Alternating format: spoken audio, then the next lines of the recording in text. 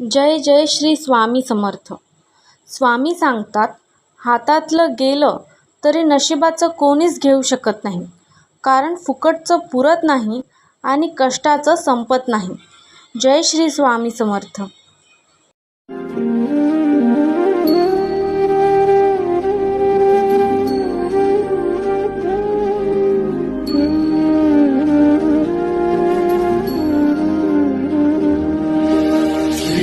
Swami Samarth. Jai Jai Swami Samarth.